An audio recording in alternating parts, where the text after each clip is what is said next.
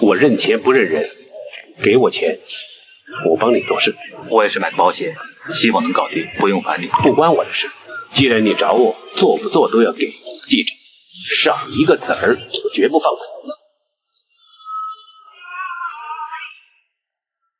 你知道号码帮第一红棍加强哥的原型是谁吗？他真的只是来保护吉米人身安全的吗？让我们来看看加强哥的初次登场。吉米哥，这是5个号码帮的，是我死党，我帮他打赢过几场官司。上次那谋杀案，我帮他打成误杀，只坐3年。去你！我没给你钱。加强哥姓武，是号码帮第一红棍，是施耶稣的死党。仔细看啊，加强哥是做的士来的，一身西服，手里一个档案袋，还拎着一摞书，说明加强哥这会儿刚蹲完大牢出来，第一时间就来吉米这报道。这些书就是他坐牢的时候看的。加强哥作为杀手，在监狱里还勤学苦读。电影里只有2个古惑仔是会看书学习的，一个是吉米，后来他能做帮派的龙头；另一个就是加强哥了。所以说，为什么要读书？这就是知识的力量。偏偏在吉米决定爱国、决定参选话事人的关爱，加强哥刚好从监狱放出来，他会不会是受了某人的委托来完成某些任务的呢？要解开加强哥的真实身份，必须要从号码帮入手。号码帮的原型是14K， 也就是古惑仔中的东星。新义安和14K 都源于两广的豪门组织。1947年，新义安和14K 分别被国民党军统特务少将向前和中将葛兆煌改组创建。这对同根同源的社团组织，一开始其实都是国党部署在香港，意图反攻大陆的棋子，不过后来成为弃子，便成为地下秩序的维护者。14指14K 的发源地，即广州市西关宝华路14号。K 代表 K 金 ，K 金比一般的黄金更为坚硬，寓意组织的强大。入了14K， 有诗为证：龙飞凤舞振家声，招牌一雷天下响。K 金作字为表记，14正气保中华。葛兆煌逝世后，14K 逐渐走向4分5裂，也延续了国党内斗的优良传统。旗下共有36个字堆，各自为政，而且各个字头之间也矛盾不小。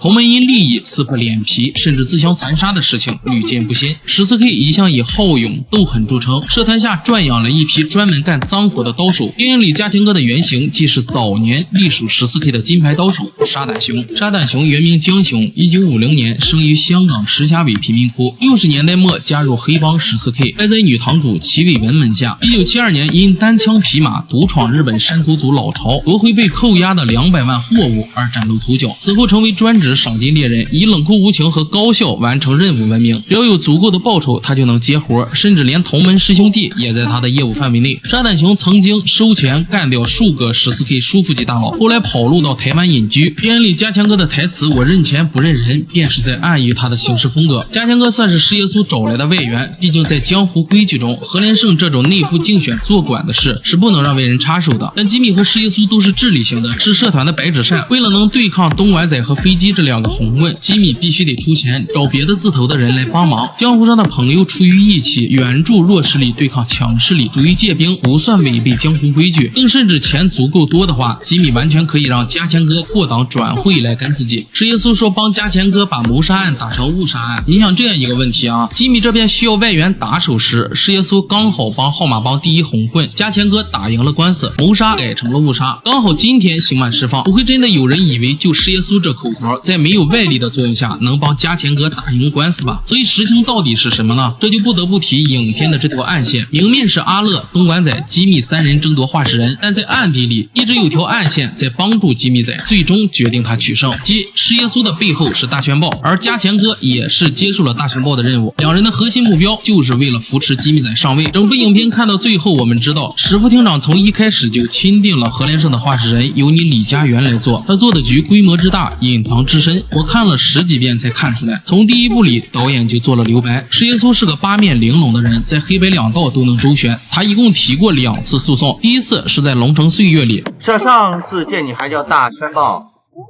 现在叫垄断。有地之前，组织上派我去香港摸黑社会的。哈哈，那我不是太笨，当你是兄弟，忙了几天几夜，帮你打那件谢劫案。怎么？想让我帮你？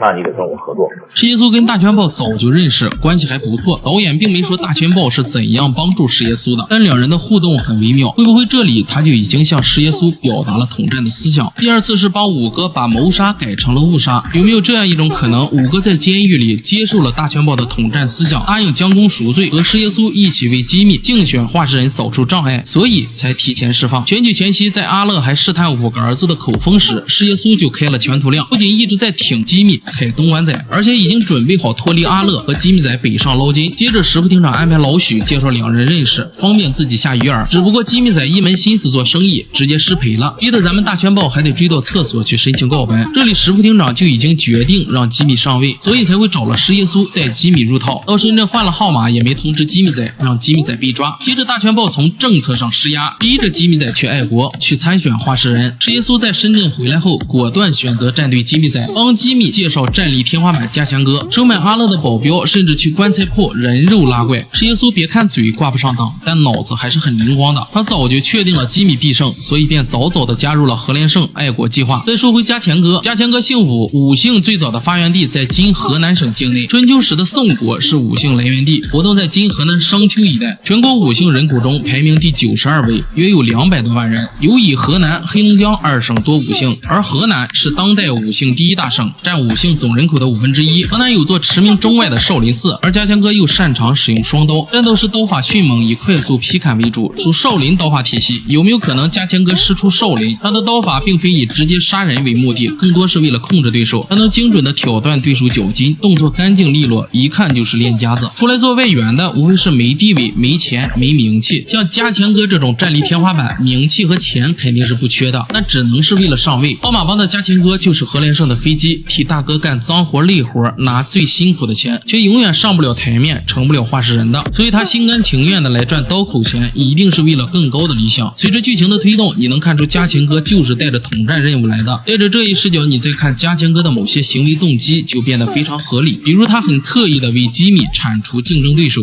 把钱都给我，我马上帮你搞定他。让他走了，我可以马上帮你搞定他，钱另算。不用，他才跟你争，你不干掉他？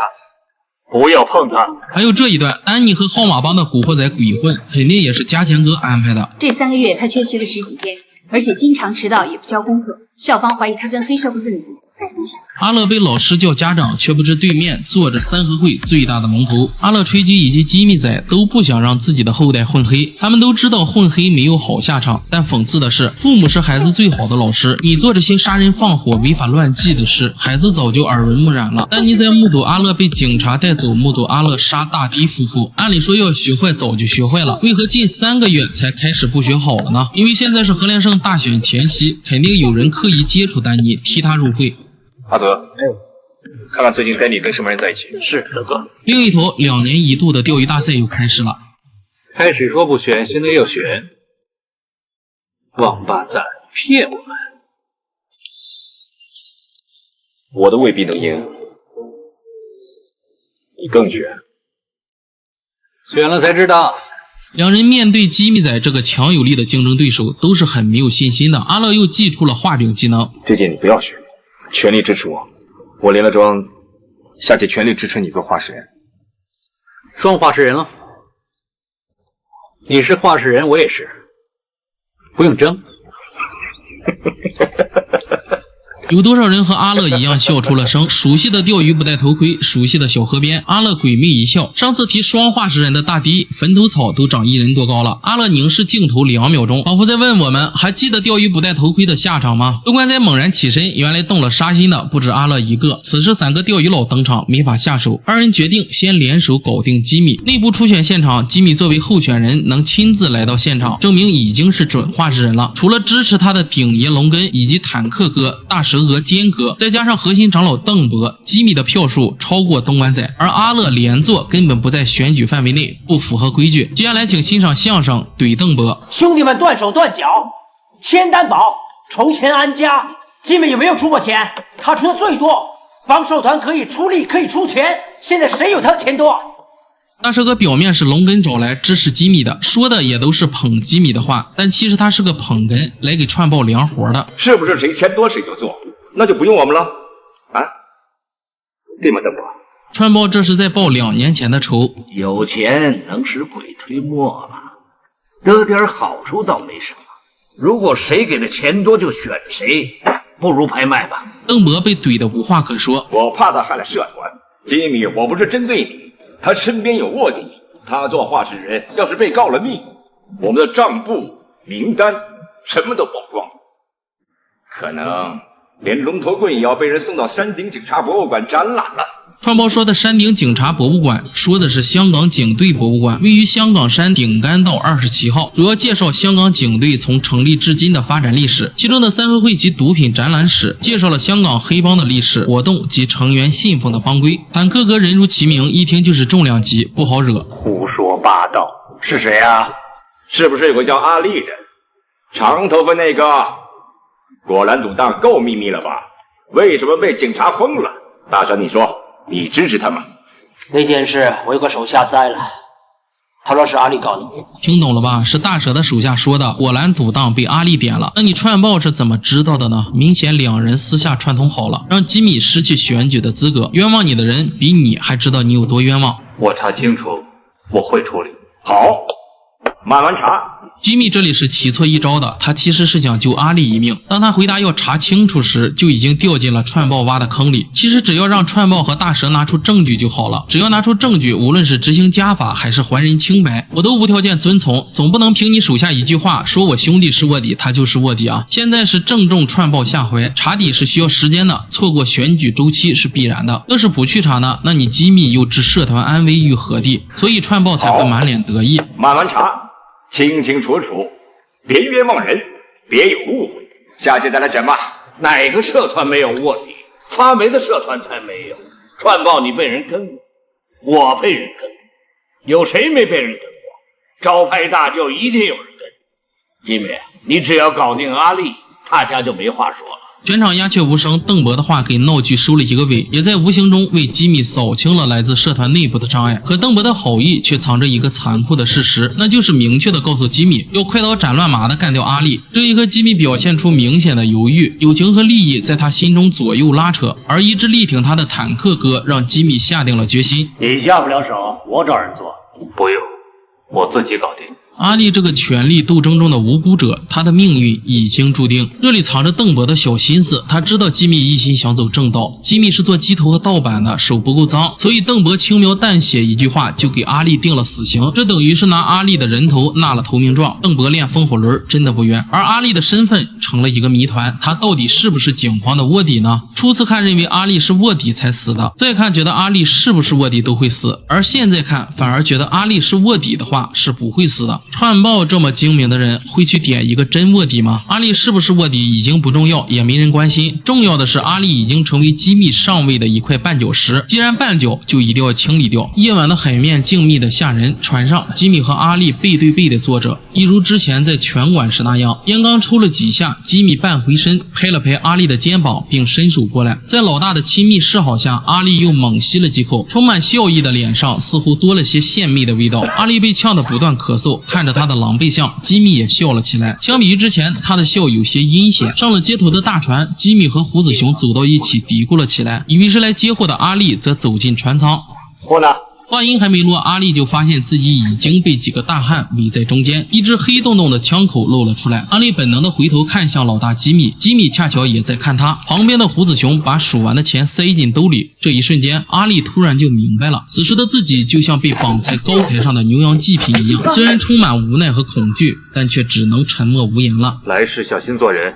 阿力躺在地上，充满了恐惧的眼神，像极了待宰的羔羊，而吉米则坐上了来时的小船，踏上了归途。只不过现在只剩自己一人。吉米好似自责一般，紧紧地闭上双眼。可我们都知道，他只不过是用伪善来包装自己而已。只不过他要欺骗的人是他自己。最终，阿力被装进麻袋，沉入了水底。阿力这个人物虽然是戏份不多的小配角，但却是吉米逐渐迷失自我的关键钥匙，是吉米黑化的分水岭。可以说，当吉米下定决心用阿力的生命来换取化事人的权利时，他身上那仅存的人性善念就已经消失不见，自己也就从之前那个一心洗白的生意人变成了一个可以剁活人喂狗而面不改色的魔鬼了。相对于吉米的矛盾纠结，阿力这个小人物就要无奈甚至是可怜得多。吉米至少还有机会选择是否保留自己的人性，而阿力则连选择的机会都没有，就不声不响地丢掉了自己的性命。另一边，阿乐和东莞仔把金主郭先生绑架到了棺材铺，用他来做谈判的筹码。几人的面具也是意有所指，阿乐是狡猾的猴子，东莞仔是咬人的恶狗，而大头则是滑稽的小丑。小慧，不要怀疑，解开所有的烦恼，成就心中莲花开放，这才是最高智慧。第一部里忠心义气的大头怎么就变成了小丑？莲花开放又是几个意思？东莞仔让大头进棺材看住郭先生又是为何？进去看着他。且听我下回分解。下期重磅内容来袭，邓博说了什么被变成人肉风火轮？阿乐为了干掉吉米下了死手，给了飞机一把上膛的手枪，可最后飞机为何没能下手呢？如果喜欢我的内容，请给我一个免费的关注，下次更新你就能第一时间收到了。如果没有看够，可以点击下方的合集观看更多精彩的视频哦。